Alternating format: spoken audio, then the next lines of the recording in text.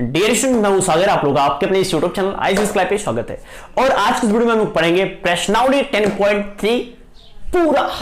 ठीक है, इसके जस्ट पहले हम लोगों ने पढ़ा है प्रश्नावली 10.3 का कॉन्सेप्ट। तो अगर आपने प्रश्नावली 10.3 के कॉन्सेप्ट का वीडियो नहीं देखा है और उससे पहले मैंने प्रश्नावली 10.1-2 को पढ़ाने से पहले मैंने वेक्टर के कॉन्सेप्ट का लगभग 4 वीडियो बना दिया था और इसके पिछले वाले वीडियो के 5 कॉन्सेप्ट के वीडियो बने हैं।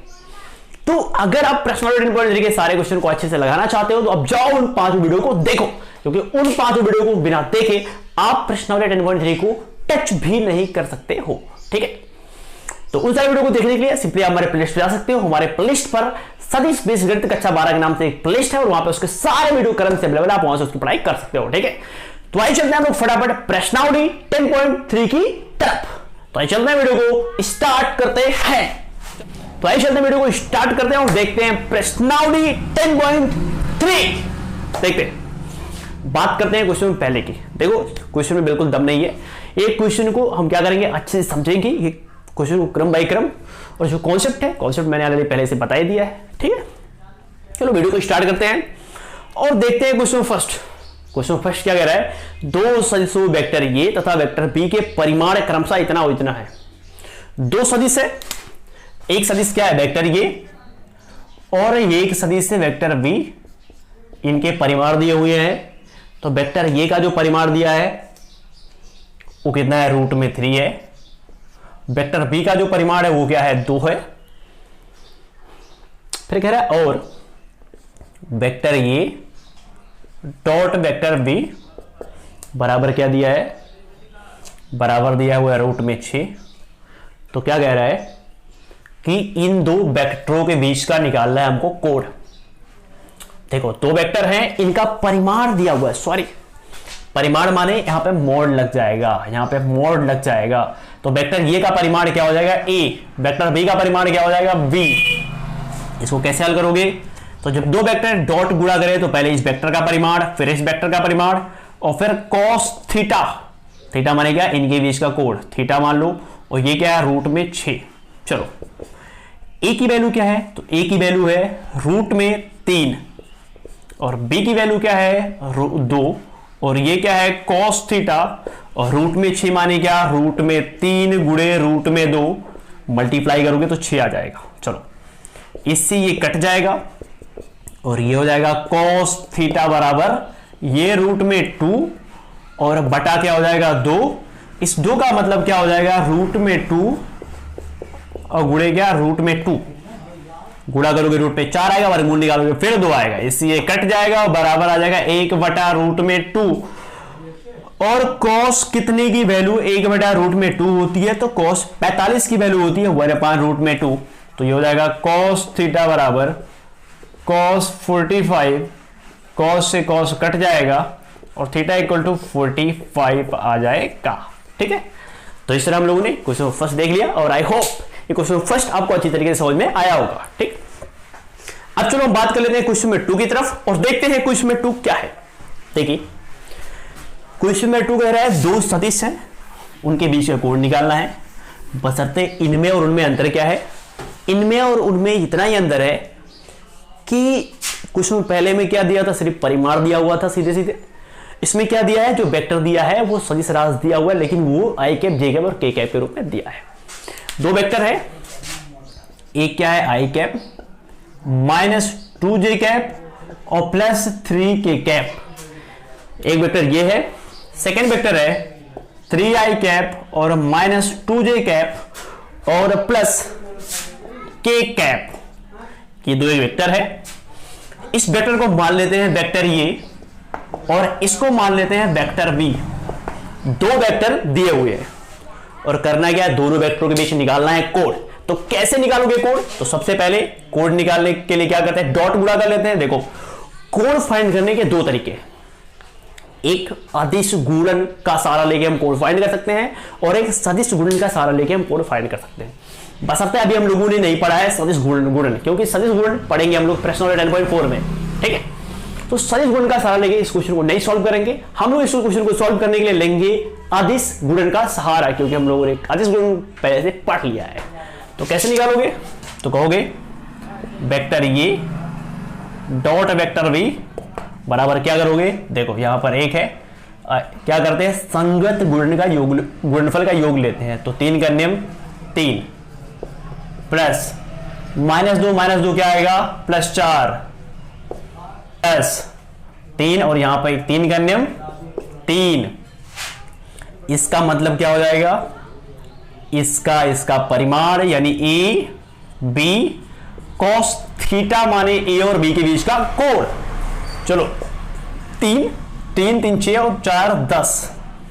देखो इसके बाद ए का परिमाण बी का परिमाण चाहिए, तो यहां से हम लोग फाइंड कर सकते हैं ए का परिमाण यानी वेक्टर ए का परिमाण। तो क्या आएगा ए आएगा, और कैसे निकालोगे, तो यहां पर जितने तीनों घटक दिए हैं उनका वर्ग करके जोड़ो। तो 1 का वर्ग करोगे तो 1 आएगा, -2 का वर्ग करोगे तो 4 आएगा, 3 का वर्ग करोगे तो यह आएगा 9।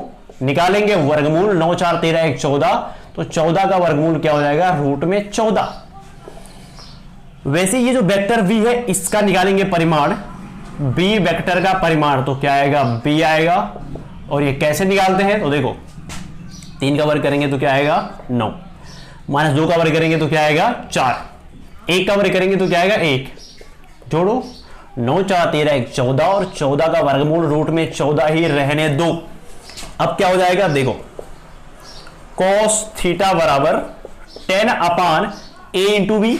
चलो a की वैल्यू क्या दिया है √14 इंटू बी की वैल्यू क्या दिया है √14, तो ये हो जाएगा 10 बटा √14, √196, 196 का वर्गमूल क्या आएगा 14, और ये काटोगे 2 से तो 5 बटा क्या आएगा 7। और चूंकि हमको फाइंड करना है थीटा की वैल्यू, तो थीटा इज इक्वल टू क्या हो जाएगा, कॉस चला जाएगा उधर तो बन जाएगा कॉस इनवर्स, और ये क्या है, ये है 5/7। तो ये हो गया जो क्वेश्चन नंबर 2 था उसका आंसर। ठीक है, तो इससे हम लोगों ने देख लिया क्वेश्चन नंबर 3 2, और मैं उम्मीद करता हूं कि क्वेश्चन में जो 2 है वो आपको अच्छी तरीके से समझ में आ गया है। और अब चलते हैं क्वेश्चन नंबर 3 की ओर। क्वेश्चन नंबर 3 कह रहा है प्रक्षेप की बात। देखो क्वेश्चन नंबर 3 और क्वेश्चन नंबर 4 दोनों क्वेश्चन पूरी तरीके से बेस्ड है प्रक्षेप पर, और प्रक्षेप का कॉन्सेप्ट क्या होता है मैंने आपको अच्छी तरीके से बता दिया है। ठीक है, तो पहले हम 3 को लेते हैं, फिर समझाने का प्रयास करते हैं। देखो i cap plus j cap, second जो दिया है वो है i कैप और -j कैप। इसको मान सकते हो वेक्टर ये बराबर, इसको मान सकते हो वेक्टर b बराबर। देखो मैं आपको बताऊं कि अगर वेक्टर दिया है, कुछ नहीं दिया कि ये वेक्टर ये है, वेक्टर बी है, वेक्टर सी है, तो आप कुछ भी मान सकते हो, बिल्कुल आप इसके लिए पूरी तरीके से फ्री हो।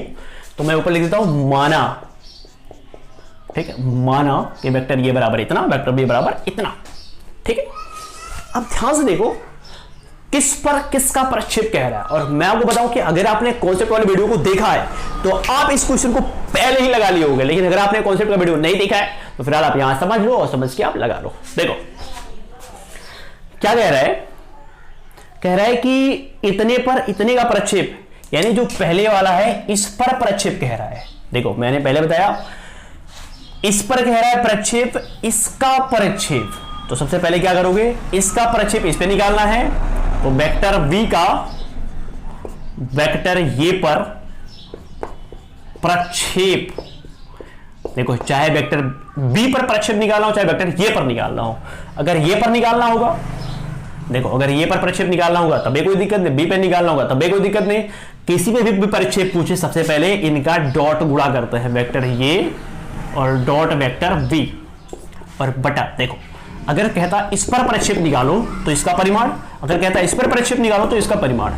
तो a पर प्रक्षेप निकालना है b का a पर, तो a पर निकालना है तो इसका परिमाण लोगे, यानी वेक्टर ये का परिमाण। चलो इन दोनों का डॉट गुणा कैसे करोगे, तो इसके संगत घटकों के गुणनफल के योगफल के बराबर होता है। तो एक का नियम क्या होगा, एक, यहां पर एक है यहां भी एक है, तो +1 का -1 में गुणा करोगे तो क्या आएगा -1, पर जोड़ना था लेकिन घट जाएगा -1 हो जाएगा, और बटा a का परिमाण निकालोगे तो वेक्टर ये का परिमाण कैसे निकलेगा, तो सिंपली 1 का वर्ग करोगे 1 और +1 का वर्ग करोगे तो 1, रूट में 1 1 2 का वर्गमूल रूट में 2 ही आएगा, 1 में से 1 घटेगा तो 0, और 0 में रूट में 2 का भाग करोगे तो आएगा 0, यानी b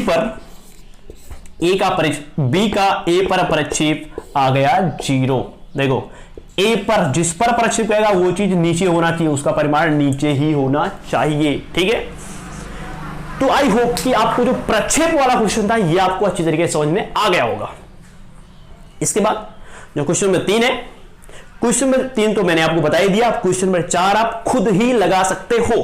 पहले का दूसरे पर प्रक्षेप पूछ रहा है, पहले दोनों का गुणा कर लेना, दूसरे पर प्रक्षेप हो रहा है, दूसरे का परिमाण नीचे रख देना, बाकी जो भी आएगा वो हो जाएगा आंसर। ठीक है, बाकी अब बात कर रहा है क्वेश्चन नंबर 5 की। तो क्वेश्चन नंबर 5 कैसे लगाओगे, ध्यान से देखना, बस मैं केवल हिंट दूंगा एक का। 3 क्वेश्चन दिया है, 3 क्वेश्चन में से मैं एक क्वेश्चन का हिंट दूंगा और इसको आप खुद डालोगे। तो पहला क्वेश्चन मैं पहले उतार दूं, 1/7 2i कैप 3j कैप और 6k कैप। देखो ध्यान से, क्वेश्चन 5 कह रहा है दर्शाइए कि दिए हुए निम्नलिखित 3 सदिशों में से प्रत्येक मात्रक सदिश है। यहां पर क्या हो रहा है, 3 सदिश दिया हुआ है और हमको बताना है कि ये जो तीनों सदिश है वो मात्रक सदिश है कि नहीं है। तो मैं आपको एक बताऊंगा कि ये मात्रक सदिश कैसे है, और जैसे मैं एक बताऊंगा वैसे आप दूसरा और तीसरे को भी फाइंड कर सकते हो कि हाँ ये भी मात्रक सदिश है। और बी नो दैट कि हम लोग जानते हैं कि मात्रक सदिश क्या होता है, एकांक वेक्टर को बोलते हैं मात्रक सदिश। इसका परिमाण क्या होता है, 1, उसी को बोलते हैं मात्रक सदिश। तो करना क्या है, इसको मान सकते हो माना वेक्टर ये बराबर इतना, सही से लिख लो, वेक्टर ये बराबर 7 से मल्टीप्लाई करो तो ये हो जाएगा 2/7 और ये आई कैप प्लस इसका इसमें करोगे 3/7 जे कैप प्लस इसका इसमें करोगे 6/7 और के कैप। निकालना है परिमाण, तो परिमाण निकालने के लिए यहां लगाओगे मॉड, और मॉड लगाओगे तो परिमाण कैसे निकलता है, तो एक बार इसका वर्ग करो तो 4/49 प्लस इसका वर्ग करो 9/49 प्लस इसका वर्ग करो 36/49। फिर क्या होगा, वेक्टर ये मॉड में वर्गमूल क्या बोल होते हैं, एलसीएम लोगे 49 आएगा, 36 और 13 49 आएगा, 49/49 रूट में 1 आएगा, 1 का वर्गमूल क्या आएगा, 1 आएगा। यानी ये बराबर क्या आ गया, 1। यानी ये जो वेक्टर था इसका परिमाण क्या आ गया, 1 आ गया। और परिमाण अगर 1 आ गया तो आप सिंपली कह सकते हो कि ये मात्रक सदिश है, यानी एकांक वेक्टर है, क्योंकि ऐसा वेक्टर जिसका परिमाण 1 होता है उसको बोलते हैं एकांक वेक्टर। ठीक है, तो जैसे मैंने आपको पहला बताया वैसे आप दूसरा भी और तीसरे को भी फाइंड कर सकते हो कि परिमाण 1 है इसलिए एकांक वेक्टर है। बस करना क्या है, दूसरे और तीसरे में परिमाण आपको निकाल देना है बस। फिर एक क्वेश्चन और पूछ रहा है मेरे में, कह रहा है ये जो तीनों वेक्टर है इसको सिद्ध करो कि ये तीनों परस्पर लंबवत हैं। ठीक है, तो मैंने आपको पीछे कॉन्सेप्ट का वीडियो पढ़ाया था कि अगर कोई दो वेक्टर परस्पर लंबवत है तो उनका डॉट गुणनफल क्या होता है, 0 के बराबर होता है। यानी अगर कोई दो वेक्टर यानी वेक्टर ये और डॉट वेक्टर v बराबर 0 है, इसका मतलब दोनों वेक्टर क्या है, परस्पर लंबवत है। तो मैंने पहले वाले वेक्टर को माना वेक्टर ये, वैसे आप दूसरे वाले वेक्टर को यहां तक देखो, पहले ये दिया है यहां से ये हल कर लेना और इसको मान लेना वेक्टर v। ठीक है, जो तीसरा वाला दिया है उसको भी यहां ऐसे सॉल्व कर लेना, फिर मान लेना उसको वेक्टर c। तो वेक्टर ये वेक्टर b वेक्टर c की वैल्यू दिया हुआ है, और हम लोग जानते हैं कि अगर कोई दो वेक्टर आई कैप जे कैप और के कैप के रूप में दिया है तो कैसे उनका गुणा करते हैं। तो सिंपली क्या करना है आपको, एक बार वेक्टर ये और डॉट वेक्टर v की वैल्यू निकाल लेनी है। अगर ये 0 आया तो इसका मतलब क्या है कि वेक्टर ये और वेक्टर v क्या है, परस्पर एक दूसरे से लंबवत है। फिर क्या करना है, वेक्टर v और dot vector c, vector v dot vector c की वैल्यू फाइंड कर लेना है। अगर ये भी 0 आया इसका मतलब दोनों क्या है, परस्पर एक दूसरे के लंबवत है। और फिर आपको वेक्टर ये और वेक्टर c की वैल्यू फाइंड करनी है। Vector A dot vector c, अगर ये 0 आया तो कहोगे ये भी परस्पर लंबवत है। देखो a b पर लंबवत है, b c पर और c a पर, इसका मतलब कि तीनों एक दूसरे पे क्या है, लंबवत है। तो अगर तीनों 0 आया तो आप कह सकते हो कि अतः तीनों वेक्टर एक दूसरे पे परस्पर क्या है, लंबवत है। ठीक, तो आई होप कि जो क्वेश्चन 5 था वो आपको अच्छी तरीके से समझ में आ गया होगा। ठीक, और अब हम बात करते हैं क्वेश्चन नंबर 6 की। तो देखो इस चैप्टर में जितने भी क्वेश्चन दिए हैं सारे क्वेश्चन को लगाने के लिए मेन चीज है कॉन्सेप्ट। अगर आपको कॉन्सेप्ट समझ में आ गया तो प्रश्नावली 10.3 में जितने भी क्वेश्चन दिए हैं सारे क्वेश्चन को आप बहुत ही आसानी से सॉल्व कर पाओगे। ठीक है, तो कह रहा है वेक्टर ये प्लस वेक्टर बी बराबर क्या है, अच्छा dot vector A minus vector B बराबर दिया हुआ है 8, और फिर क्या है, ये वेक्टर ये मॉड में इज इक्वल टू 8 और ये क्या है, मोड में वी वेक्टर। ठीक है, तो कह रहा है वेक्टर ये मोड में, देखो वेक्टर ये मोड में और वेक्टर बी मोड में, इसकी वैल्यू फाइंड करनी है। समझ पा रहे हो? यहाँ पे सबसे पहले मैं आपको बता दूं, ये जो वेक्टर ये मोड में लिखा है इसका मतलब होता है परिमाण, और मैं सिंपली लिख देता हूं परिमाण, क्योंकि ऐसे क्वेश्चन लगाने में काफी प्रॉब्लम क्रिएट होती है। तो इसका मतलब हो जाएगा a 8, इसका मतलब हो जाएगा b। ठीक है, और फाइंड करना है a और b की वैल्यू। ठीक है, चलो मल्टीप्लाई करते हैं, डॉट मल्टीप्लाई करना है। तो कैसे करोगे, एक बार इसका इस पूरे में गुणा, फिर इसका इस पूरे में गुणा। तो ये क्या है, वेक्टर ये, यहां पर डॉट है तो यहां पर डॉट कर दोगे। ये पूरा माने क्या, vector A minus vector v। फिर यहां पे प्लस है, प्लस कर दो। ये क्या है, v वेक्टर, और इसका इस पूरे में गुणा करना है तो यहां पर डॉट कर दो। और ये क्या हो जाएगा, a वेक्टर और minus b vector is equal to क्या हो जाएगा, 8। चलो इसका गुणा इसमें करेंगे तो इसका इसमें करेंगे तो क्या हो जाएगा, वेक्टर ये डॉट वेक्टर ये, इसका इसमें करेंगे तो यहां पर माइनस है, और ये क्या है, ये वेक्टर और डॉट वी वेक्टर प्लस इसका इसमें करेंगे तो क्या हो जाएगा, वी वेक्टर और डॉट ये वेक्टर प्लस माइनस का माइनस वी वेक्टर और डॉट वी वेक्टर बराबर 8। देखो A vector V vector B vector ये वेक्टर ये दोनों सेम है, क्योंकि वेक्टरों का आदिश गुणनफल क्रम विनिमय नियम का पालन करता है। तो ये माइनस ये प्लस क्या होगा, कट जाएगा, और ये स्वतः आदिश गुणनफल हो रहा है। जब उसी वेक्टर में मल्टीप्लाई होता है तो क्या होता है, उसी के वर्ग के बराबर की वैल्यू फाइंड होती है। तो ये हो जाएगा ए स्क्वायर और ये हो जाएगा माइनस, ये हो जाएगा बी स्क्वायर और बराबर क्या हो जाएगा, ये हो जाएगा 8। देखो a बराबर दिया हुआ है 8b, तो a के स्थान पे जब 8b रखोगे तो ये हो जाएगा 8b का स्क्वायर और ये हो जाएगा b स्क्वायर बराबर क्या, 8। वर्क करोगे 8 रहे क्या होगा, 64b का स्क्वायर और ये माइनस b स्क्वायर बराबर क्या हो जाएगा, 8। 64b में से एक b जाएगा तो आएगा 63b स्क्वायर बराबर 8, और यहां से b स्क्वायर की वैल्यू फाइंड करोगे तो ये आएगा 8/63, और ये स्क्वायर हटेगा तो ये रूट में आ जाएगा। ठीक है, और ये आ गया b की वैल्यू, और जब b की वैल्यू आई तो यहां से आप a की वैल्यू फाइंड कर सकते हो, b का मान, इसको मान सकते हो समीकरण नंबर फर्स्ट, इसको समीकरण सेकंड मान सकते हो, और b का मान समीकरण सेकंड में रखो। तो जैसे रखोगे तो a बराबर क्या हो जाएगा, 8, और b की वैल्यू क्या है, यही पूरा, तो ये हो जाएगा रूट में 8/63। तो इस तरह जो वेक्टर v है और वेक्टर ये है उसकी वैल्यू फाइंड हो चुकी है। ठीक है, तो आई होप कि जो क्वेश्चन नंबर 6 था वो आपको अच्छी तरीके से समझ में आ गया होगा। और अब चलते हैं क्वेश्चन नंबर 7 पर, और फटाफट देख लेते हैं क्वेश्चन नंबर 7। क्वेश्चन नंबर 7 में कह रहा है बस दो वेक्टर दिए हैं, परस्पर डॉट गुणा किया गया है और उनका मान फाइंड करना है।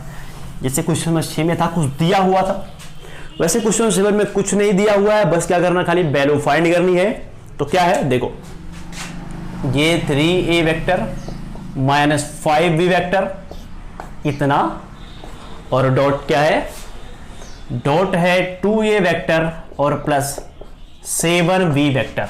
चलो इसका इसमें गुणा करेंगे, मैं डायरेक्ट करता हूं, 3 दुनाए क्या हो जाएगा 6, a का a में करोगे तो ये स्क्वायर हो जाएगा, इसका इसमें करोगे तो ये प्लस प्लस का प्लस हो जाएगा, संख्या का संख्या में गुणा, 3 सते क्या हो जाएगा 21, और वेक्टर ये वेक्टर बी में गुणा करोगे तो वेक्टर ये, और डॉट क्या हो जाएगा वेक्टर बी, माइनस प्लस का माइनस, 5 दुनाए क्या हो जाएगा 10, और vector A dot vector B dot vector A, minus plus का माइनस, 5 सते 35, vector B dot vector B, तो क्या हो जाएगा बी स्क्वायर। ठीक, ये हो गया। इसके बाद क्या हो जाएगा, ये है 6 ये स्क्वायर।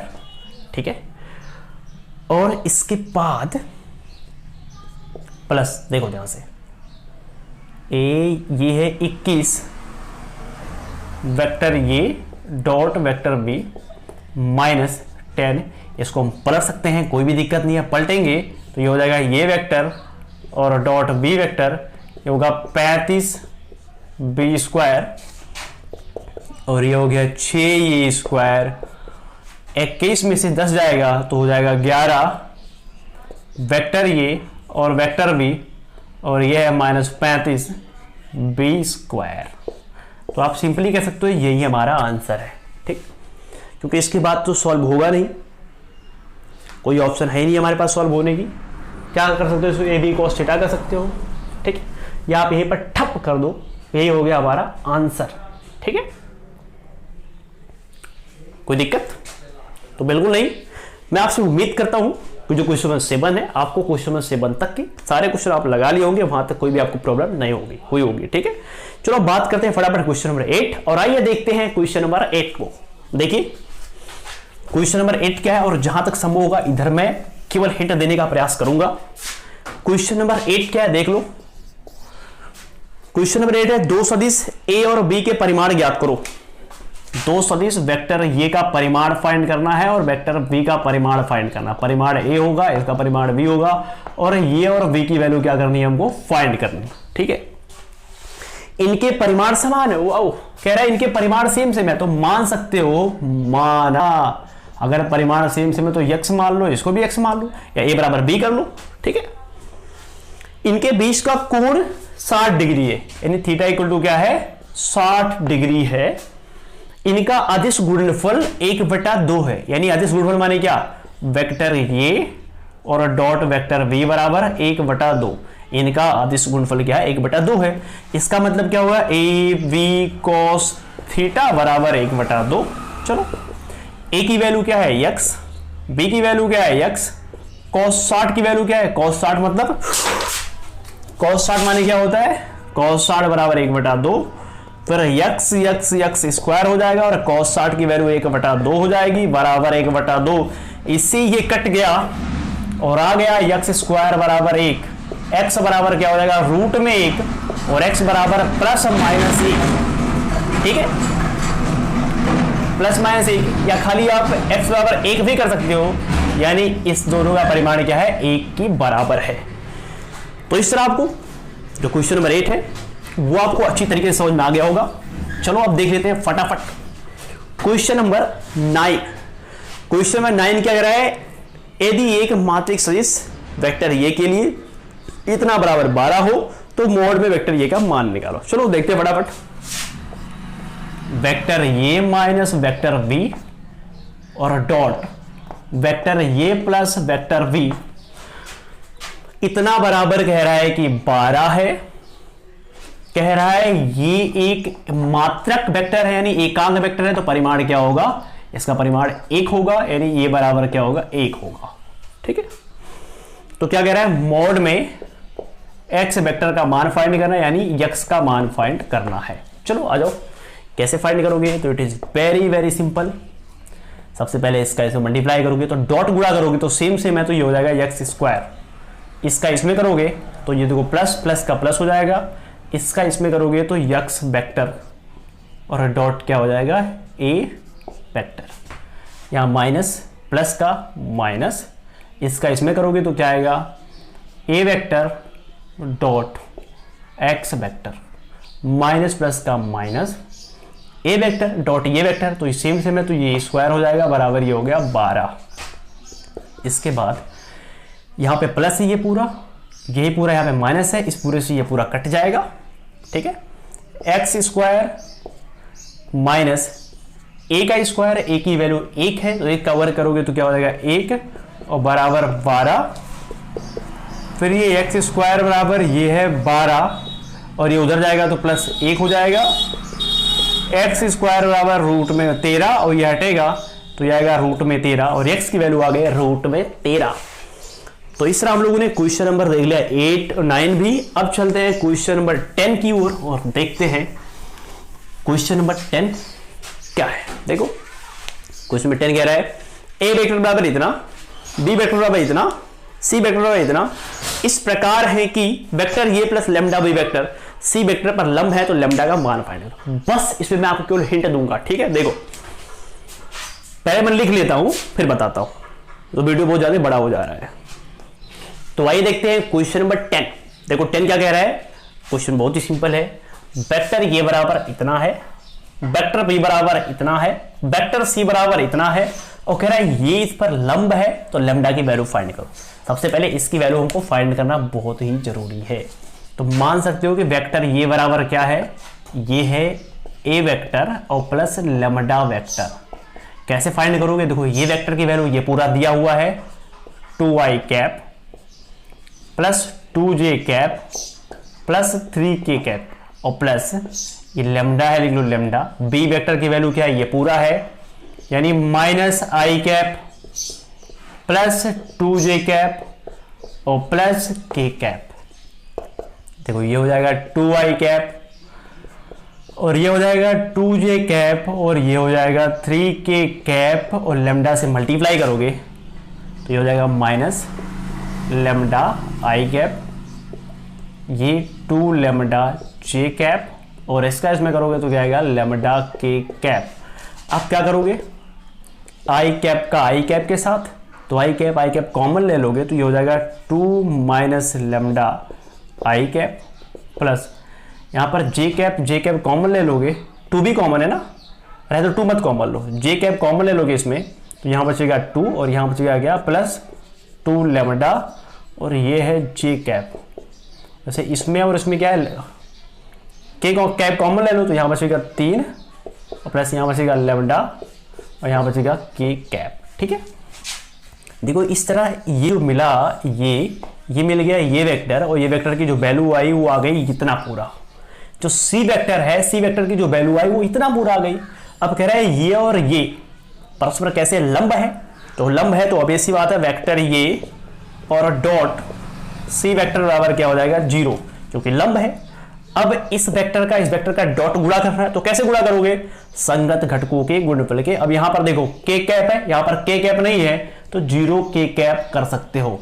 इसका इसमें गुणा, इसका इसमें गुणा, इसका इसमें गुणा, गुणा करके जोड़ लो बराबर 0 के बराबर कर दो, हल कर दो, बाकी जो भी होगा लैम्डा की वैल्यू फाइंड हो जाएगी। ठीक है, तो इस तरह हम लोगों ने क्वेश्चन 10 को देख लिया और क्वेश्चन 10 आप ऐसे लगा सकते हो। और अब हम लोग बात कर लेते हैं क्वेश्चन नंबर 11 की। बस अब मैं इधर खाली हिंट दूंगा। देखो क्वेश्चन 11 क्या है, ये है क्वेश्चन में 11 और यहां पर क्या है, ये दो वेक्टर है, एक वेक्टर ये है, एक वेक्टर ये है। प्रूव करना है कि ये परस्पर लंबवत है। तो परस्पर लंबवत तभी होंगे, पहले सही से लिखो, ये वेक्टर ये मोड में, इसका मतलब ये भी वेक्टर हो जाएगा और प्लस बी वेक्टर मोड में, इसका मतलब बी हो जाएगा, ए वेक्टर हो जाएगा और इसका मतलब हो जाएगा ए बी वेक्टर और माइनस बी ए वेक्टर। प्रूव करना है दोनों परस्पर लंबवत है, तो लंबवत प्रूव करने के लिए क्या करोगे, दोनों का डॉट गुणा करोगे। डॉट गुणा करने पर अगर इनकी वैल्यू 0 आ गई तो कहेंगे हाँ ये परस्पर लंबवत है। अगर गुणा करने पे वैल्यू 0 नहीं है तो कहेंगे लंबवत नहीं है। तो आओ कर लेते मल्टीप्लाई।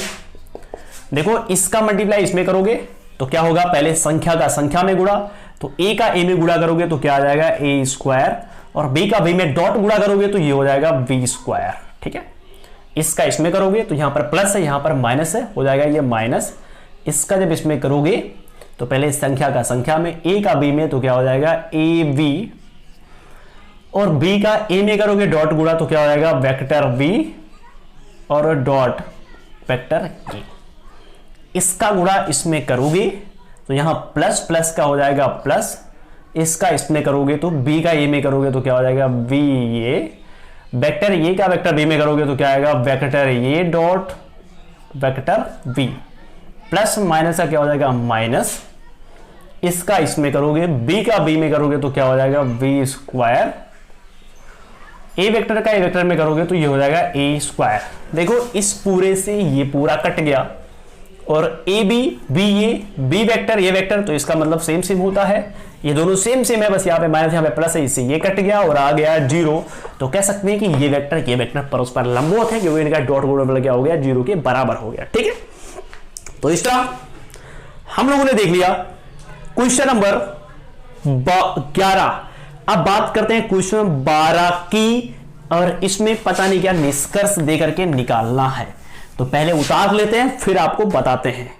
तो आओ देख लेते हैं क्वेश्चन नंबर 12 ये ना, हाँ देखो 12 में कह रहा है कि वेक्टर ये डॉट वेक्टर ये बराबर 0 है, vector A dot vector B बराबर 0 है, तो आप वेक्टर बी के बारे में क्या कहेंगे। तो आओ देख लेते हैं। देखो इसका मतलब एक बार इसका परिमाण, इसका मतलब हो जाएगा ए स्क्वायर बराबर 0, तो ए की वैल्यू यहां से क्या आ जाएगी 0 आ जाएगी। ठीक है, अब यहां से क्या हो जाएगा, यहां से इसका मतलब हो जाएगा, अरे इसका परिमाण फिर इसका परिमाण, फिर क्या हो जाएगा cos थीटा बराबर 0। ए की वैल्यू तो 0 है ही है, ए की वैल्यू 0, बी और cos थीटा बराबर 0। देखो मैं यहां पे आपको एक चीज बताऊं, देखो बी की वैल्यू अगर 0 हो जाए तब भी गुणा करोगे तब भी 0 आएगा, अगर बी की वैल्यू 0 ना हो तब भी गुणा करोगे तब भी 0 आएगा। यानी बी की वैल्यू कुछ भी हो इससे फर्क नहीं पड़ता, बी की वैल्यू 5 हो, 10 हो, 50 हो, 500 हो, बी की वैल्यू कुछ भी हो, बी वेक्टर की वैल्यू कुछ भी हो, लेकिन वैल्यू 0 आनी ही आनी है। अब ऐसा नहीं कि बी का मान ही 0 होगा, अरे बी का मान 0 रहेगा तब भी कोई फर्क नहीं पड़ता, बी का मान 0 नहीं है तब भी कोई फर्क नहीं पड़ता, 0 रहेगा तब भी कोई फर्क नहीं पड़ता है, वैल्यू 0 आनी ही आनी है। यानी ये जो वैल्यू 0 है इसका इस बी के मान से कोई इफेक्ट नहीं है, बी के इस 0 का बी के मान से कोई परवाह नहीं है, बी का मान कुछ भी हो जाए फर्क नहीं पड़ता। तो कह सकते हो वेक्टर बी का मान कुछ भी हो सकता है, समझ पा रहे हो। तो कह रहा है निष्कर्ष निकाल के बताओ वेक्टर बी के बारे में आप क्या कह सकते हो। तो वेक्टर बी कोई भी वेक्टर हो सकता है, कुछ भी नहीं कह सकते हो उसके बारे में, ठीक है। तो इस तरह क्वेश्चन 12 भी आपको समझ में आ गया होगा। और अब बात करते हैं क्वेश्चन नंबर 13 की। क्वेश्चन नंबर 13 क्या है, तो बहुत ही सिंपल नहीं कहेंगे, थोड़ा सा टफ है, क्योंकि देखो कह रहा है वेक्टर ये और प्लस वेक्टर बी और प्लस वेक्टर सी बराबर 0 है, और ये vector dot B vector dot C vector और सी वेक्टर डॉट ये वेक्टर बराबर 0 नहीं, इसकी वैल्यू फाइंड करनी है। देखो इतना बराबर 0 है, इतने की वैल्यू फाइंड करनी है, जबकि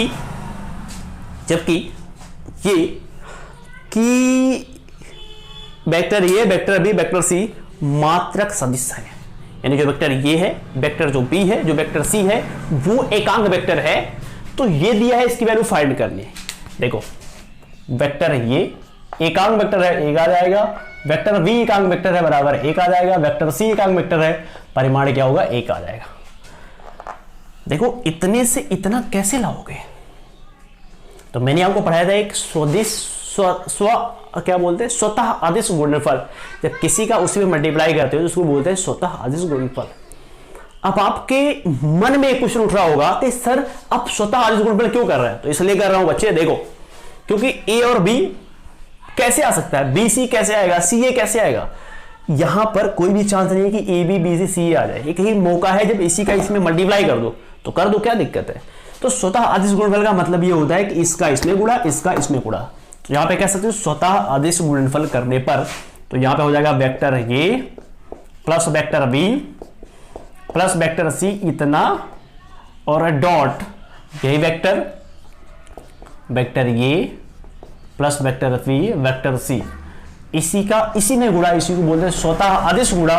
0 का 0 में गुणा करोगे 0 आ जाएगा, इस वेक्टर ये का पूरे में गुणा करोगे तो जो वेक्टर ये का ए में गुणा करोगे तो क्या आएगा ए स्क्वायर आएगा, क्योंकि डॉट गुणा हो रहा है और सेम है।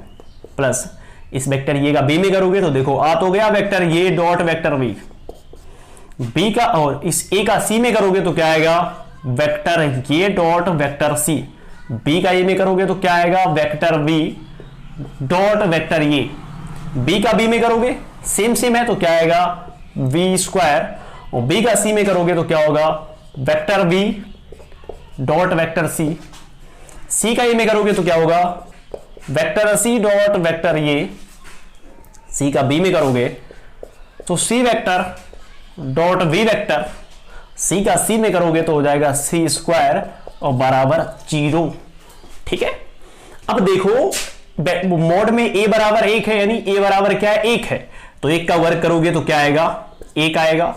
ठीक है, इसके बाद देखो ये vector A vector A dot vector B है, ये भी वही है vector A dot vector B, क्योंकि दोनों का मतलब सेम है, जोड़ोगे तो डबल हो जाएगा 2 vector A dot vector B. वैसे ए सी वेक्टर और ये सी ए वेक्टर दोनों सेम है, दोनों का मतलब एक ही है, हमको चाहिए सी ए वेक्टर, जोड़ोगे तो क्या हो जाएगा 2 सी वेक्टर डॉट ये वेक्टर। ठीक है, अब ये जो बी ए वेक्टर है और यहां पे क्या है, अरे ये क्या ए बी, अच्छा ये तो हो गया ये BC वेक्टर और CV वेक्टर सेम सेम है, पर हमको चाहिए BC वेक्टर, तो जोड़ेंगे तो क्या हो जाएगा plus 2V vector dot C vector बराबर इसकी वैल्यू 1, इसकी वैल्यू 1, इसकी वैल्यू भी 1, क्योंकि तीनों का मतलब 1 1 है, वर्क करोगे तो एक ही आएगा, हो जाएगा 3 बराबर 0। इसके बाद अरे ये क्या, सब 3 आ गया डायरेक्ट, 3 को उधर भेजोगे तो बराबर हो जाएगा -3। यहां से 2 कॉमन ले लोगे तो 2 कॉमन तीनों में है, 2 कॉमन लेके इसमें भाग हो जाएगा तो -3/2 आएगा इसकी वैल्यू, और इसकी वैल्यू को फाइंड करनी थी। ठीक है, तो इस तरह हम लोगों ने जो क्वेश्चन नंबर 13 है उसको अच्छे से देख लिया है। अब बात आती है 14 की, 15 की, 16 की, 17 की और 18 की। तो फटाफट देखते हैं इनको, देखो कैसे लगाएंगे। तो क्वेश्चन नंबर जो 14 है वो क्या है, तो पहले मैं इसको मिटा के उतार लेता हूं फिर आपको बताता हूं। चलो देखते हैं क्वेश्चन 14। ये क्वेश्चन 14 क्या कह रहा है, तो देखो क्वेश्चन 14 कह रहा है कि वेक्टर ये इज इक्वल टू 0, यानी वेक्टर ये बराबर क्या है 0 है, वेक्टर v बराबर क्या है 0 है, तो कह रहा है इतना भी 0 होगा। क्वेश्चन कह रहा है कि वेक्टर v अथवा वेक्टर v, दोनों नहीं, समझो पहले इन दोनों में कह रहा है अगर कोई भी 0 है तो ये बिल्कुल 0 होगा ही होगा, लेकिन कह रहा है परंतु विलोम सत्य नहीं होगा, मतलब कह रहा है परंतु विलोम सत्य हो ये आवश्यक नहीं है। इसका ये मतलब है कि अगर इन दोनों में से किसी की वैल्यू 0 है तो इसकी वैल्यू 0 के बराबर आएगी ही आएगी, लेकिन अगर इसकी वैल्यू 0 के बराबर है तो वहां पर यह जरूरी नहीं है कि इन दोनों में से किसी की वैल्यू सेम सेम हो। समझ पा रहे हो कि नहीं? जैसे मान लो मैं आपको समझा रहा हूं, वेक्टर ये बराबर कुछ कर लो, कुछ भी कर लो, अरे 3i कैप कर लो, 2j कैप कर लो और प्लस 1k कैप कर लो, ये मान लो वेक्टर ये की वैल्यू है।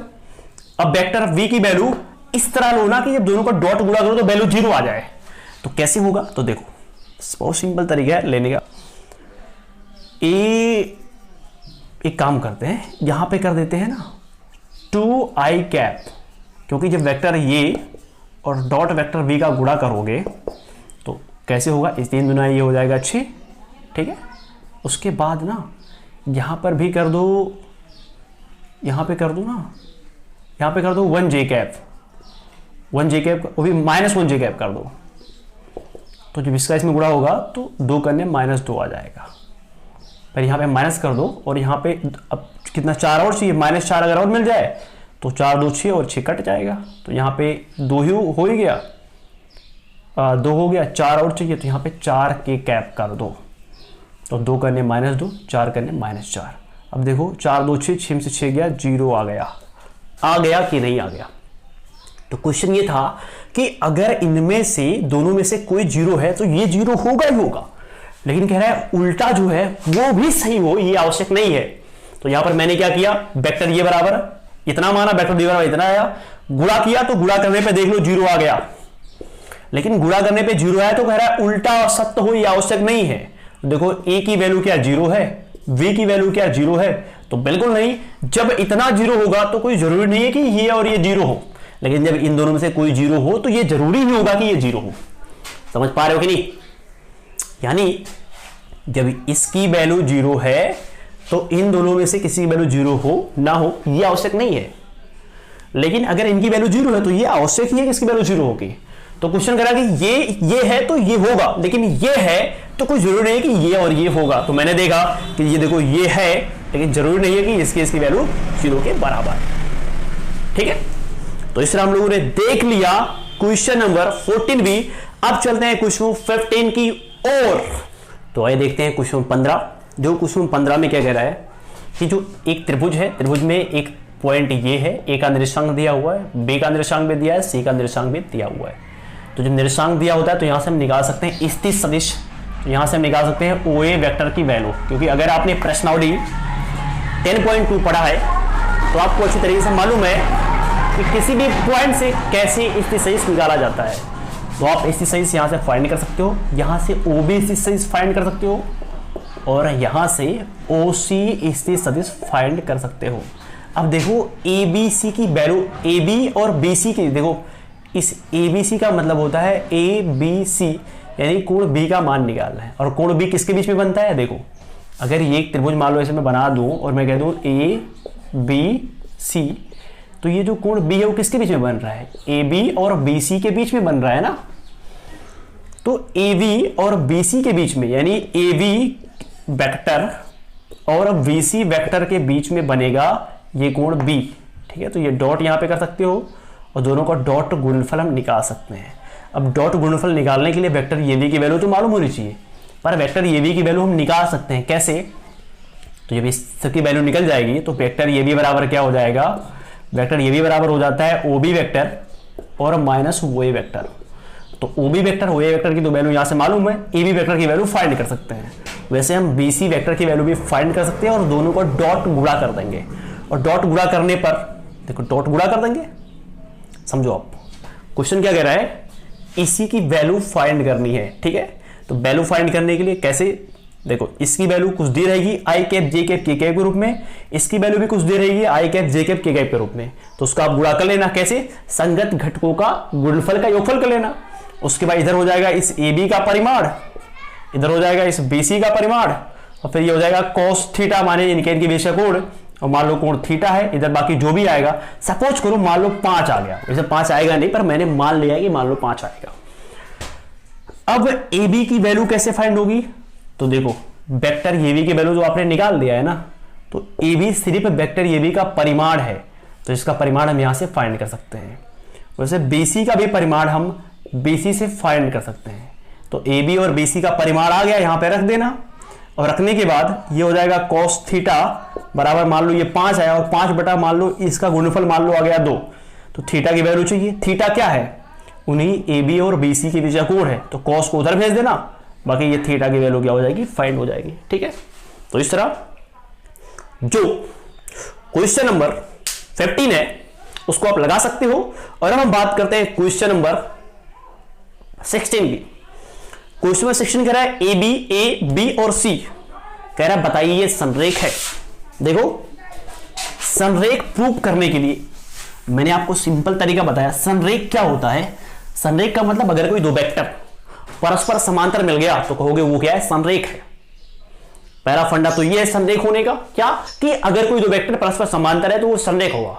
सेकंड, अगर वो वेक्टर वही है, जैसे मैं कह दूं ये मार्कर, तो ये मार्कर अपने क्या होगा, संरेख होगा। ठीक है, यानी अगर ए बी की बात करें तो ये भी स्वयं के संरेख होगा।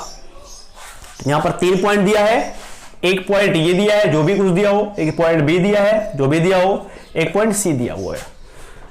तो इस पॉइंट से हम निकाल सकते हैं ओ ए वेक्टर की वैल्यू, इस पॉइंट से निकाल सकते हैं ओ बी वेक्टर की वैल्यू, इस पॉइंट से निकाल सकते हैं ओ सी वेक्टर की वैल्यू। अब हमारे पास 3 पॉइंट है ए बी सी। ठीक है, तो अगर हमको दिखाना है कि ये संरेख है कि नहीं, तो हमको पहले ए बी वेक्टर, दो वेक्टर चाहिए कि नहीं। अब दो वेक्टर कैसे मिलेगा, एक ए बी ले लो, एक बी सी ले लो, ए बी वेक्टर और बी सी वेक्टर ले लो। ठीक है, तो ए बी वेक्टर की वैल्यू हम यहां से फाइंड कर सकते हैं, बी सी वेक्टर की वैल्यू भी यहां से फाइंड कर सकते हैं। अगर A B vector B C vector दोनों सेम सेम आ गया तो कहोगे संरेख है, या अगर परस्पर समांतर आ गया तो भी कहोगे क्या है, संरेख है। सबसे पहला काम करोगे ए बी वेक्टर और बी सी वेक्टर की वैल्यू फाइंड करोगे। ठीक है, फाइंड हो गया, अगर सेम सेम आ गया तो कहोगे संरेख है, सेम सेम नहीं आया तो क्या करोगे, दोनों का डॉट मल्टीप्लाई करोगे, और डॉट मल्टीप्लाई करने पर अगर इनका गुणनफल इनके परिमाण के गुणनफल के बराबर हो गया, यानी अगर समांतर आया, समांतर माने अगर थीटा की वैल्यू निकाल लेना। कैसे निकालोगे, तो जैसे क्वेश्चन नंबर 15 में थे कोण का मान निकाले थे, सेम वैसे कोण का मान निकाल लेना। अगर वो कोण का मान कितना आ गया, 0 आ गया, मतलब अगर वो समांतर है, थीटा की वैल्यू 0 आ गई, तो कहोगे क्वेश्चन नंबर 16 संरेख है। ठीक है, तो आई होप कि जो क्वेश्चन नंबर 6 है वो आपको अच्छी तरीके से समझ में आ गया होगा। और अब हम बात करेंगे क्वेश्चन नंबर 17 की। क्वेश्चन नंबर 17 क्या कह रहा है, दर्शाइए कि इतना इतना और इतना एक समकोण त्रिभुज के शीर्ष है। देखो ये समकोण त्रिभुज के शीर्ष हैं, समकोण त्रिभुज की भुजाएं नहीं है, शीर्ष माने स्थित सदिश है। समकोण त्रिभुज पे 3 पॉइंट होते हैं, वो तीनों पॉइंट की स्थित सदिश है। तो पहले क्या करोगे, स्थित सदिश है तो क्या करोगे, वो मान लो एक ओ ए है, एक ओ बी, एक ओ सी है, तो ए बी निकालोगे, बी सी निकालोगे, सी ए निकालोगे, तीनों निकल जाएगा। फिर तीनों का परिमाण निकाल लेना। अगर तीनों का परिमाण कर्ण स्क्वायर बराबर लंब स्क्वायर प्लस आधा स्क्वायर आएगा बराबर, तो कहोगे ये समकोण त्रिभुज के शीर्ष है। और आई थिंक कि क्वेश्चन में 17 की तरह ही एक क्वेश्चन प्रश्नावली 10.2 में भी थे। तो अगर आपने प्रश्नावली 10.2 को लगाया है तो प्रश्नावली 10 पॉइंट ये जो 17 है इसको आप बहुत आसान तरीके से लगा पाओगे। ठीक है, चलो अब हम बात करते हैं क्वेश्चन नंबर 18 और इस चैप्टर का लास्ट क्वेश्चन। तो क्वेश्चन 18 क्या है, चलो देखते हैं। तो क्वेश्चन 18 कह रहा है यदि शून्येतर सदिश, देखो शून्य उत्तर का मतलब होता है कि उसकी वैल्यू शून्य नहीं है, शून्य को छोड़कर बाकी कुछ भी हो सकता है, उसी को बोलते हैं शून्येतर। ठीक है,